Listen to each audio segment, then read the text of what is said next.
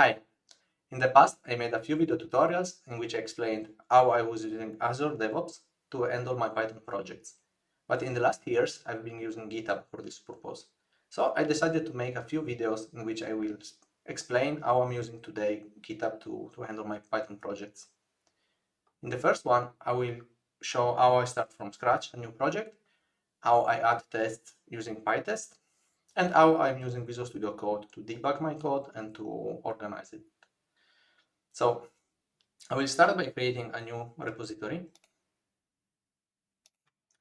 I will call it full demo.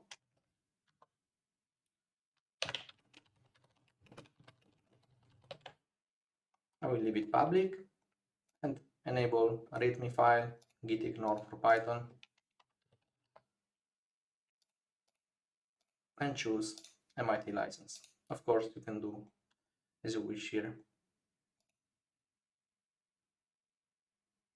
Once the repository is created, I will clone it. Now, Python is cross-platform, so it works on different operating systems, but I like to work on Linux. So in this case, I'm under Windows, and I will use the Windows subsystem for Linux to work on Ubuntu.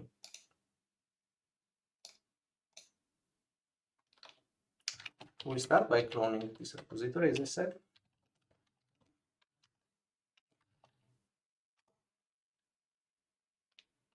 And the first thing I do when I start a new project for Python, I create a Python virtual environment. In this case, I have several versions of Python installed on the system, and I will use the latest one.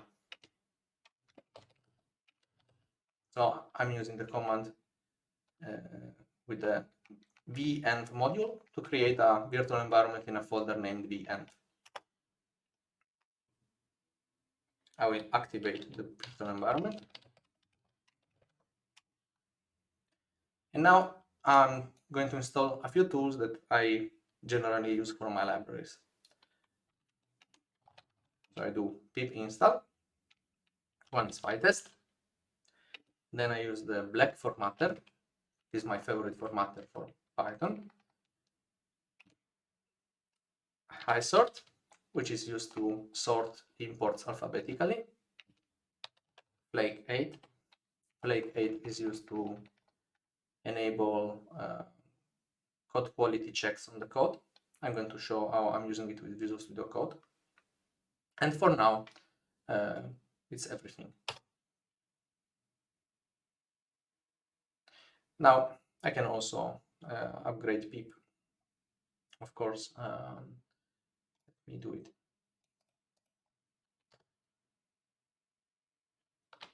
And now I will open an instance of Visual Studio Code here.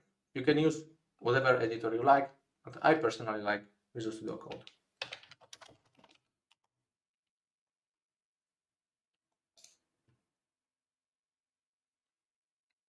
So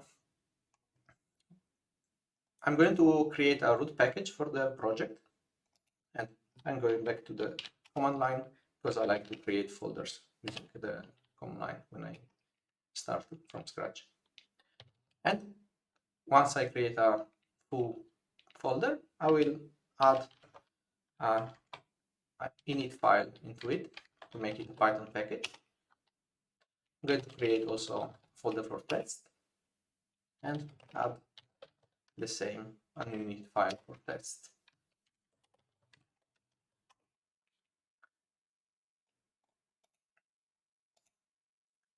Now, for this demo, I'm going to create a very useful function, but let's first address this situation.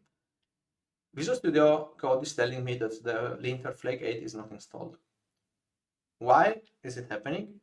Because I have it configured to, I have Visual Studio Code configured to use flake 8 to do analysis on my code. And right now it doesn't know which environment it should use for this particular folder I just opened. So I will do Ctrl-Shift-P and do Python select interpreter. And I will select the interpreter from the virtual environment I just created. So .venv bin Python.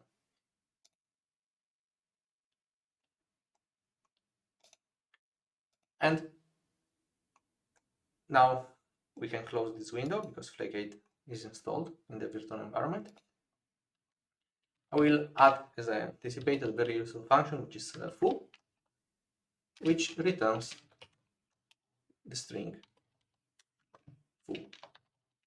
Not very useful, but it's great for this example. Let me increase the font size of Visual Studio Code. So I installed also PyTest, and let's see together how I can configure the test for Visual Studio Code. I go here, I do import foo. PyTest by default will look for files with the test underscore. So let me go back. I will create a file test underscore foo. I made a mistake, destruction mistake, but I just corrected myself. I created a file test foo, and I will add a function test foo at serve. Now, if I go back to the command line, I can run the pytest test this way. I can call pytest. If I have several files with tests, I can also specify the exact file I want to call. I mean, I want to use for this run. And if I use the -k parameter, I can filter which test should run. So in this case, if I wrote foo, the test foo would run. But if I wrote a string that is not configured in the test, like oh, it would tell you that it collected one item, but it deselected one item. Okay. And now I mentioned that I can run the test within Visual Studio Code. So to do this, you need an extension from Microsoft. I have the Python extension from Microsoft. So if you install it, you have different options. One of these is the select interpreter I showed earlier, but another one is if I do Ctrl-Shift-T, I can do Python configure test, select PyTest. You have two options. Unit test is the built-in test framework in the Python library. PyTest is the third-party library which I installed earlier. I select this one and select the root folder. Now Visual Studio Code will run automatically test discovery, and in this section, in the testing section, you can see there is a foo test. And here I can run the test, and something which is very convenient, I can also debug it. I can debug either clicking on this icon or making a right click here and do debug test. This is something I use often because I personally like to debug the code. And so now we have one function for our package. We have the test. I want to show also something I'm using with PyTest, which is the code coverage reports in HTML. It's something very useful when you want to achieve a high level of code coverage and you want to see which code is covered by your test. So I will go back to the command line and install pip install pytest conf. So now I have the pytest conf installed. I can run the test generating some reports in XML or HTML. When I do local development, I generally use the reports in HTML. And frankly speaking, I don't always recall by heart every command I use. So in my projects, I always have a makefile. And let me copy a makefile from one of my projects so that I can recall or refresh my memory about how to run the coverage for the pytest.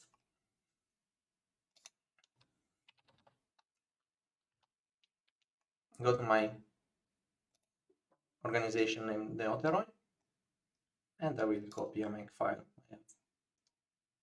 or at least I will copy this section.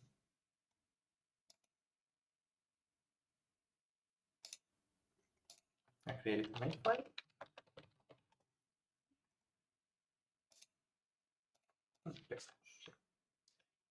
So the command to create a report is pytest cover report HTML coverage with the name of the folder you want to check for the code coverage, and the name of the folder where I'm running the test. So this test is the same as I did pytest test, right?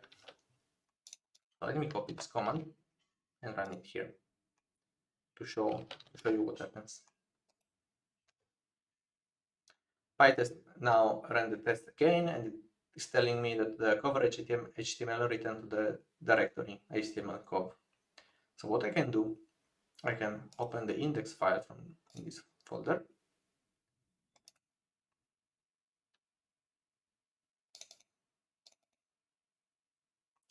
And I can see a very convenient report of the code coverage. Right now it is 100% easy. Let's see what happens when I add some condition here and it's not covered by test.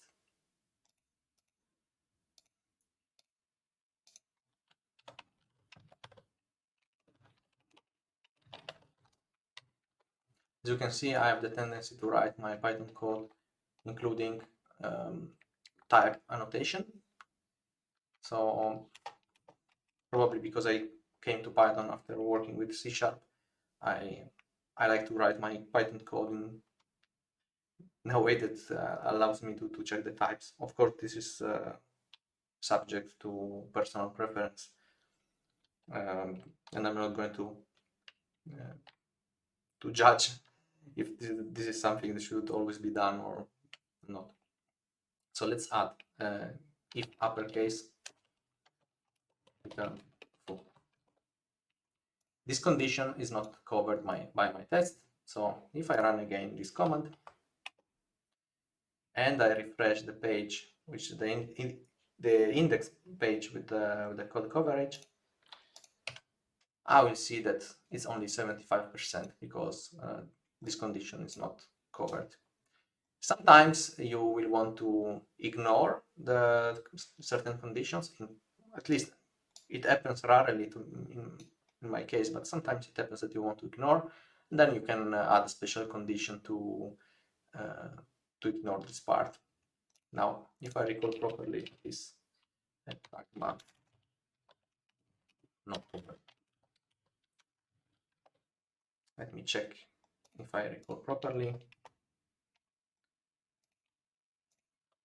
Yes. So if you write pragma no cover on a block, then the pytest coverage will ignore it, or at least the coverage library will ignore it.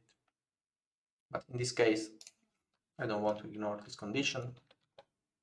I will add a test here. Def test per case.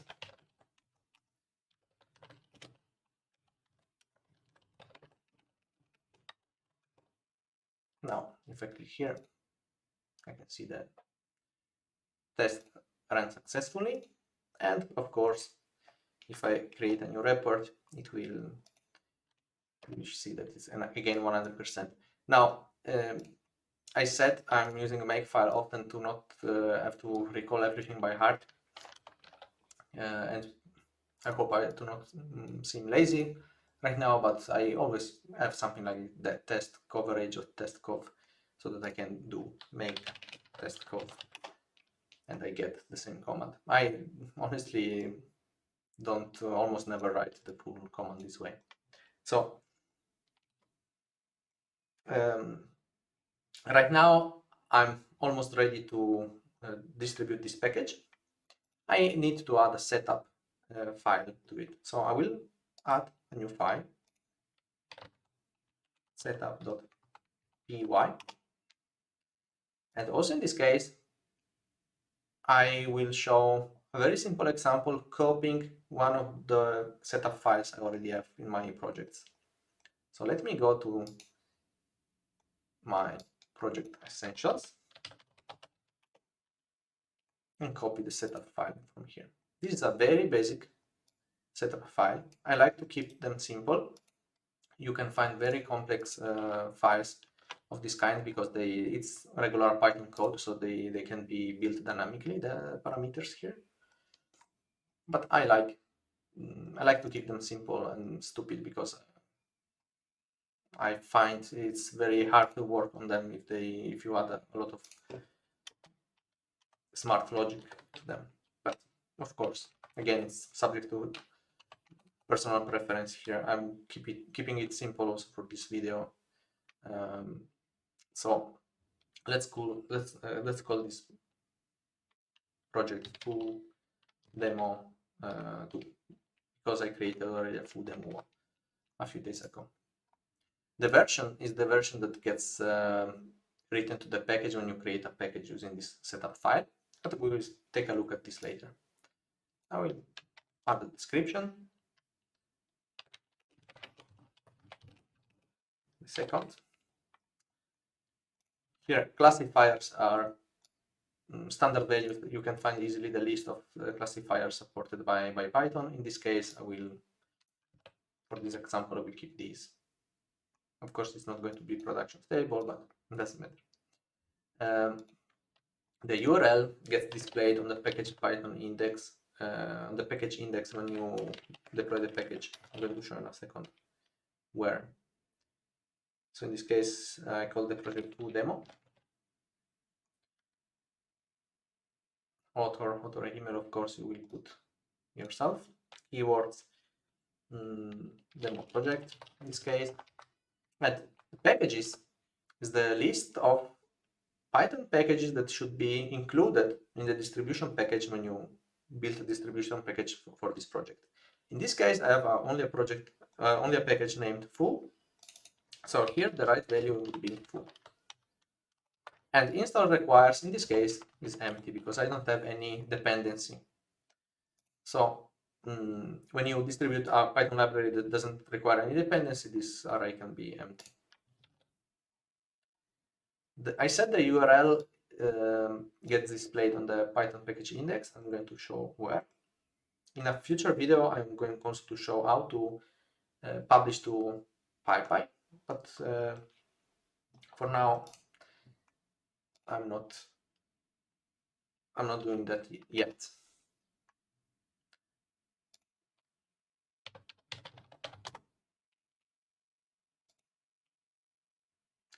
Yes, you see here on the Python package index, I'm under essentials, and this homepage, project link homepage, is taken from the URL setting in the setup file.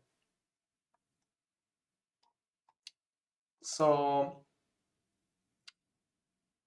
in the next video, I'm going to show how to configure GitHub Actions to build automatically this package and run the linters on pull request to validate the quality of the code when you receive a pull request.